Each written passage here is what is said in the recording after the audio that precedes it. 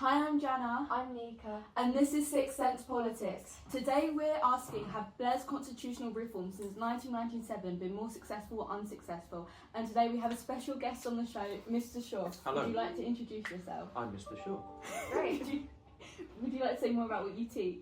I teach politics, but this isn't my speciality. This is the amazing Mr. Edwards' speciality. But they couldn't afford his fee. I'm much cheaper than Mr. Edwards. Oh my God. Okay, yeah. So I'm going to be giving points as to why the reforms have not been successful, whereas Nika's going to be arguing that they have been. So Nika, what should we start off with? Do you want to go first? Yeah. So the first reform that I think is vital to talk about and vital to this topic is the House of Lords reform. So Tony Blair's government came with strong ambitions to modernise the House of Lords. In 1999, they passed legislation which removed the automatic right of most hereditary peers to sit and vote.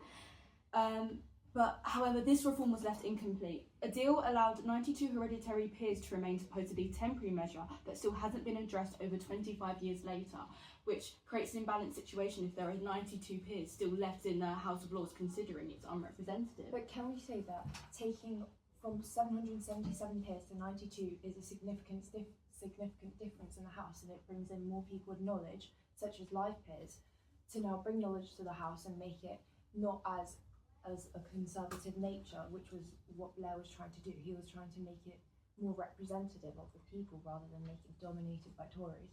But in a way, it's still unrepresentative because actually 44% of peers in the House of Lords are from the southern region of London, which leaves many wholly unrepresented still. But can you say those areas are highly populated with most of the UK's population, so technically it is representative, is it not? But considering the Young Gov poll found only 6% of the public believe it has democratic legitimacy, I think that then undermines the point. And well, also... you can say it's unrepresentative, but we can take a look at Charlotte Owens. She's a young female who's the youngest live peer in the House, so can you say more representation is being brought into the House?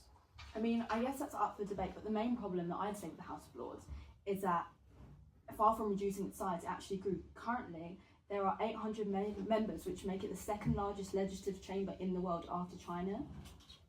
Yeah. So the fact that it's growing shows that even though the removal of hereditary peers was meant to make it more representative, the fact that 44% of those 800 peers are coming from a specific region of London undermines the democratic legitimacy of the House of Lords. And furthermore, it's actually quite a burden on the public purse. Did you know that £361 a day, tax-free plus travel costs, is what they can claim? How is that fair? Isn't that just they don't even have to vote. There's a majority of the Lords, I can guarantee you, that have walked in there, claimed their cheque, not done a vote that day, and gotten £361 a day free. But you don't know that, do you? Is there any proof? I think it's up for debate. I think there's quite a lot of evidence that a lot of them just do rock up. And if you ever go to the Westminster estate, parliamentary estate, there's a lot of bars and restaurants and clubs, and a lot of the members of the House of Lords do just treat it like a sort of subset of the clubs they go to in the posh bits of London. But something neither of you have talked about is the Lord's spiritual. And there are, if you go to the House of Lords, it always strikes me that there's bishops in the House of Lords. And that sort of undermines the fact that we're meant to be a multi-faith, multicultural society, and all you see in the House of Lords is members of the Church of England. And I think that says something about this country, that the last census in 2021 says we are a minority religious society. Less than 50% of us adhere to a religion, but we've still got this group of bishops in the House of Lords, all men, I think. They have recently said they're going to get rid of them. But the question I'd ask both of you, and I'm sure you'd agree on this, is all parties agree that the House of Lords should change. But apart from Blair's reforms in the late 90s, nothing much has happened. I wonder why that is. I think there hasn't been a strong enough government or a strong enough Prime Minister to actually put in these reforms themselves, considering early on, like recently, it's mostly Tories coming for a year, and there isn't enough time to actually produce any consistent reforms to get the job done. Yeah, and I don't think the Tories would want to reform it either, because under Rishi Sunak, he brought in Lord Cameron as well to be his own secretary. So, yeah. But would you both agree that we need a second chamber? And most democracies, and we can talk about, and on my part, of course, you do talk about this country, whether this country is a democracy or what's wrong. We talk about democratic deficit.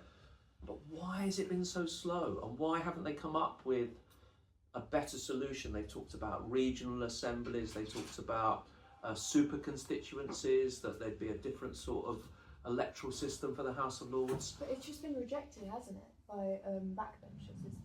There's been a rebellion by 91 backbenchers for an elected chamber because the Tories didn't want it, and then there was something with the Lib Dems. They rebelled over, what was it? I can't quite remember. What was it? Do you know, sir? The Lib Dems would be in favour of it, but there's not enough critical mass of Lib Dems to have that effect. They rebelled against reducing the size of the chamber from 650 to I think it was 600. So, but it's just like, it's not even for what they think is good for the country. It's more so the fact they were just having a bit of a nag to each other, to be honest, because one rebelled over what they wanted and then they got back at them.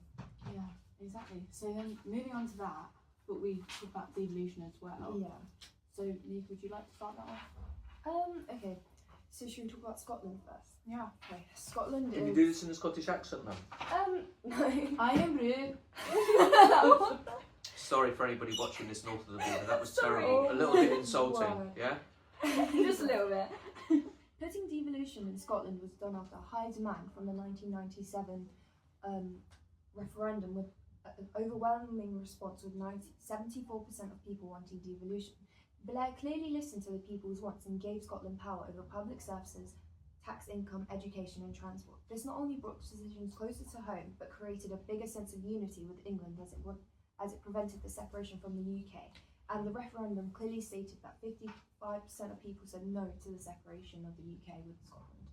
But I think instead of reducing national pressure, arguably amplified it, because the SNP, they came into power in 2007, and then in 2014 they had that referendum where 44.7% actually voted to leave the UK. So in some ways, devolution created more disillusion for Scotland in terms of what they wanted. And I think also, you know, obviously the Parliament introduced policies that diverge from Westminster, like free university, tuition and free prescriptions. These have ultimately been popular, but it also raised the questions about financial fairness and the long-term impact on unions as well. But no one's saying that England can't introduce free education, free prescriptions. That's what the country wants. It's the whole point of devolution, giving options closer to home, and giving them what they want. I guess the main problem, the main issue with it is that it gave nationalism such a platform to thrive, and is that really what we want, to divide the nation further? But we didn't divide it though, because we gave them more power so they can thrive, did we not? And people clearly didn't want to separate, because although it was 45%, 55% still said no. So it was still quite... But that was just when devolution had come into effect. Now it's what, 2025? It's probably grown a lot more than that. It's probably an overwhelming majority of over 50%. Just gonna have to wait and see, aren't I think there are problems in Scotland because of the SNP has got itself mired down in quite a lot of scandals. Nicola Sturgeon has recently stepped away from politics. Her husband who was the treasurer of the SNP, has been indicted for a certain amount of financial corruption. And you'll have to remind me what this is called.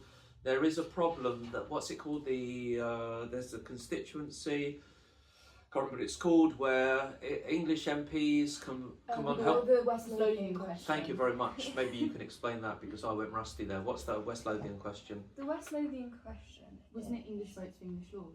Well, Yeah. that was the solution. The solution. So the West Lothian question, it meant that Scottish MPs were able to vote on legislation passed in Parliament, and then so the solution to that was English votes for English laws, which meant only English MPs could only vote on issues that were in England. Yeah, and to fix this, evil came into English votes for English lords, came in and was first used in January 2016 to try and resolve the matter. We're talking about devolution though. I think people often focus on Scotland, rightfully so, because the SNP had been so powerful. You were very young in 2014, but the referendum was an amazing event, and what it did was galvanise, especially young people, The vote was 16-year-olds were allowed to vote, and they did in huge numbers, which undermines the argument that 16-year-olds don't get involved in politics. A third of 16-year-olds, 16 to 18-year-olds in Scotland join political parties, and they talk about it still as being the best party. Play on words there. But the interesting one is Northern Ireland, because again, you two are far too young to remember, but I visited Northern Ireland during the Troubles, and there was a war in Northern Ireland. People were killed. The British Army were in Northern Ireland, and this was a part of the UK as much as Woodford, and the army were there. So they had to come up with a solution to Northern Ireland, and they'd always had a certain amount of devolved government. And Stormont has been problematic. It's been closed. The power sharing has closed down for quite a lot of time recently. It's open at the moment. And the British government are worried about Northern Ireland because Sinn Féin, the nationalist party who wants the island of Ireland to be one republic, ruled from Dublin, are on the ascendancy. So that's going to really frighten the British government that once again the Irish question, which dominated early 20th century politics, is going to come up again. And there's going to be a huge pressure in your lifetimes, I think quite soon, for Ireland to become an independent republic and this country to get much smaller. I don't know if you've had any thoughts on that. I didn't really know that was going on, to be honest. I mean, yeah, you had the creation, well, one of the reforms that Blair did was the Good Friday Agreement in 1988, and that obviously brought an end to the decades-long conflict. But in a way, it's broken down since then, because I think the Northern Ireland Assembly has actually been suspended 5 times. Okay. That was between 2002 to 2007, and that then happened again in 2017 to 2020. Yeah. So I just think, I don't know, I think Northern Ireland could be leaning towards independence, but yeah, do you want to talk about England or Wales? Well, to be fair, for Wales, they're quite a small country, so I feel like they're really overlooked in this way. So they gradually gained power over the years because their referendum had quite a small turnout of wanting devolution, for about 50%, 50.3%, showing uncertainties about devolution. But I feel like that's why it was put in so gradually, to kind of warm people up to it and think whether it's a good idea for the country or not. But then slowly it got more and more popular, especially in 2011. They granted more powers to the Welsh Assembly, and it resulted in direct lawmaking powers in all 20 policies they had devolved in Wales. So, what's your thoughts on that? I don't know, I have to disagree. I think it was actually limited administrative powers, and they lacked the ability to pass primary legislation, which I think that's quite a stark thing. So they were promised devolution, but they still didn't have that full power completely, and also I'd say turnout still can't amass over 47% even up till today. So what has it improved if people still aren't going to vote? If they were given more power, shouldn't it have had the opposite reaction on more people wanting to get engaged in politics, where in contrast it's actually made people more disenfranchised? I'm quite surprised with the low turnout, considering how you is such not independent, but they have a strong regional identity. So I'm quite surprised about that, but I'm not quite sure. If you come back to your original question about Blair's reforms, it's easy to be critical about Blair, and his legacy hasn't been fantastic because of the Iraq War. But if you think back to COVID, the UK nations did have their own identity, and during COVID we saw different approaches to COVID enacted in Scotland, Northern Ireland and Wales, and we saw Nicola Sturgeon had a much better, if you can say this, COVID than Boris Johnson, and to my shame I can't remember the leader of the First Minister of Wales during COVID or Northern Ireland, but you really got a sense of that the countries were different.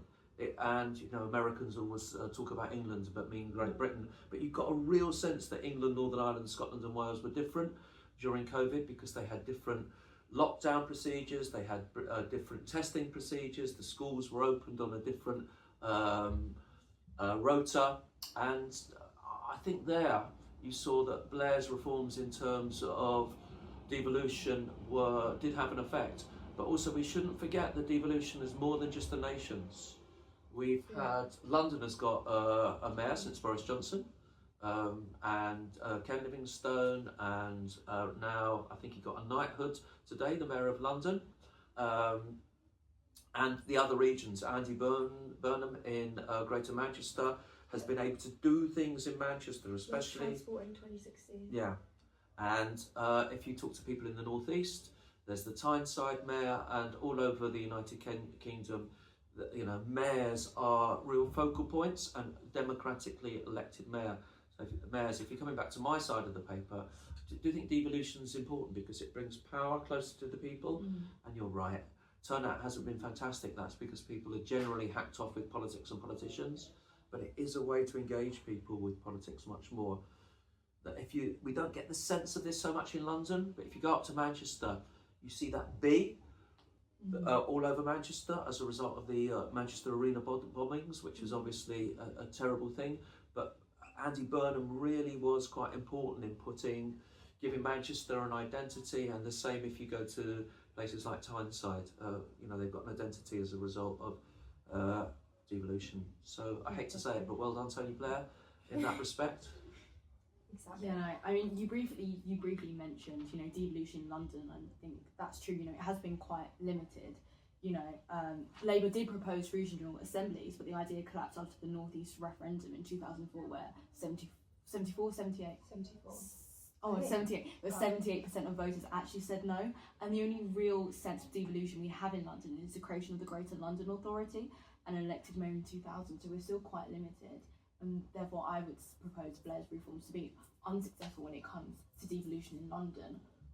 In London? In London. Really? Yeah.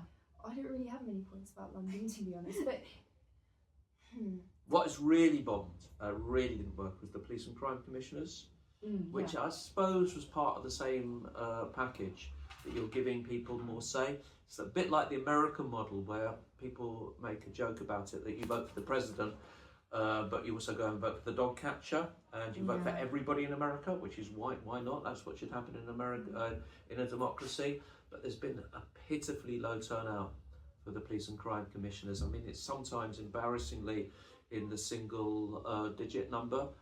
People really don't get it.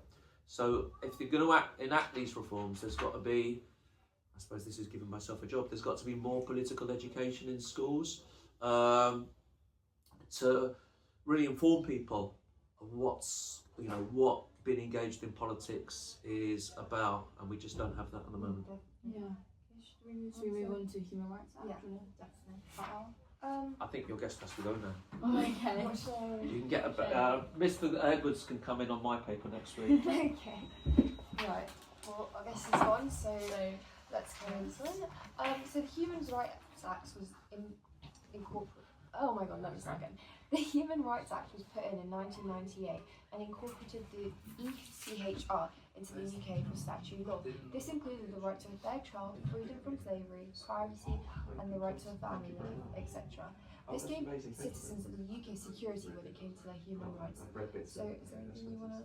I feel like this is such a hard thing to make points against. Definitely. Because, you know, it meant that after 1998, UK judges could hear these cases directly, and these made these rights more accessible to all the ordinary people that already live in it. So I think it's, honestly, I don't think I could back a point against it, because it did so much, it increased so much accountability for public bodies, police, local councils, hospitals, and other services. It meant they had to act in a way that respected people's rights. I mean, for example, I've got down here Article 3, which was freedom from inhumane or degrading treatment, and that had been used to hold police to account in domestic abuse cases. You then got Article 8, right to private and family life, has protected people from unlawful surveillance or unfair deportation. So I feel like it's such a significant thing in incorporating people's rights into law, which obviously does make it more accessible to people. The only downside I could say against it is the current movement in reform, that reform wants to leave the ECHR, because currently that is the only plausible way that they believe of deporting immigrants. But then again, that has its downsides, because considering the Human Rights Act gives us so many protected characteristics,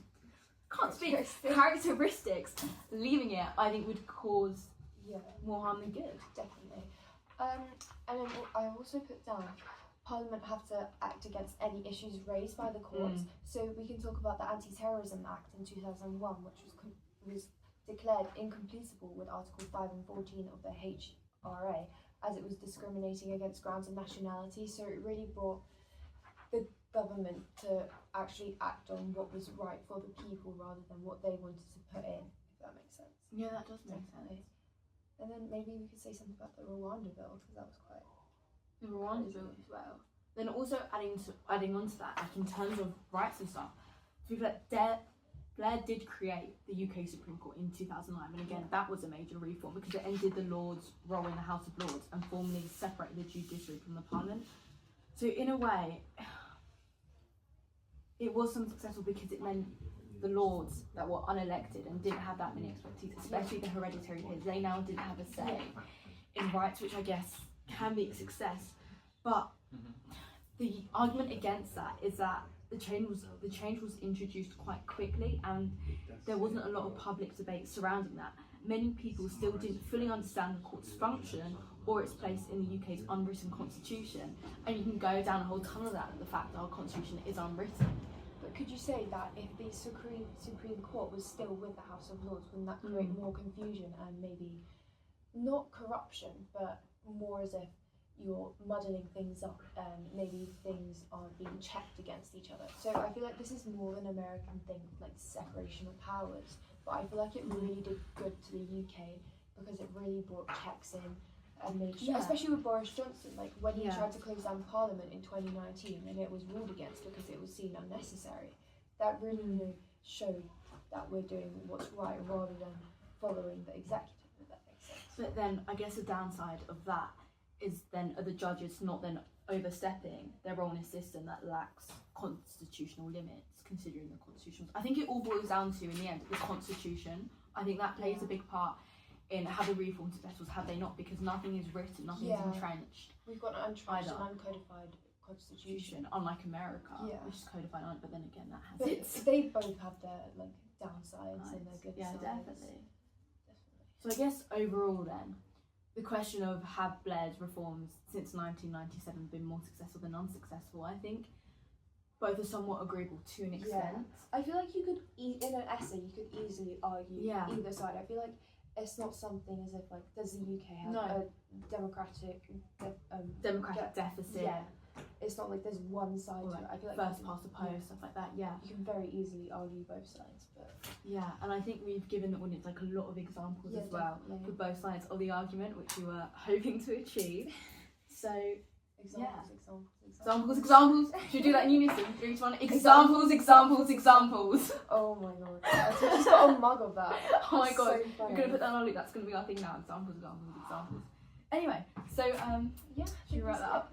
Thank you so much for listening and watching our episode on Blair's constitutional reform, first official one. Great. And we will be doing another episode. I think maybe next week we'll bring in 2 people, one very left and one very right wing person, so it's going to get heated. So a bit of juxtaposition there. Definitely, it's going to be very entertaining, so definitely give it a listen. Yeah, thank you so much, and we will see you next Wednesday. And remember, this is Sixth Sense Politics.